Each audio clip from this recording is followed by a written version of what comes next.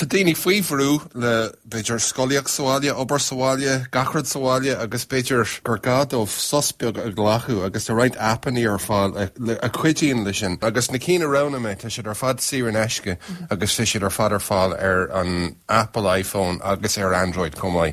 So an céad ceannatá gin na Headspace spragan sin suúbhnas trí machnamh agus just sosa ghlacu agus ciúnas agus tá cinál ceachtaí an rih labha chumáid. Mar is tó go ghfuil daoine gar ar scálan le linan le ar fad agus ghfuil sé dechar just ciúnú sios agus ag úsad an app seo ní gada de bheith arcar an app is féidir éisteach leis an app agus tá ceachtaí beag ar rih labha le daoine chur ar a chuid suúbhnas. Agus an sin is tó go ghfuil strosar na páistí chumáid. So tá app jazz a tá díorthar daoine fásta ach ar páistí chumáid ar bannam cam agus tá cinál nósannaí analú ann cén chuile sosa ghlacu ag úsad cinál nósannaí analú difriúil. Tá sé fellúnach de páistí ó tríomhlíonn díos suas agus tá scéalta an fochainne páistí rih labha chumáid lei sin bríonn an app seo leis an Apple Watch go maiid déanann sin ceangal idir an uradóir sin so ní gadid fiú arcar an fón le néir chur ag obair. Chumáid lei sin tá ceann eile dar bannam an insight timer agus tá ceachtainna léithúil an agus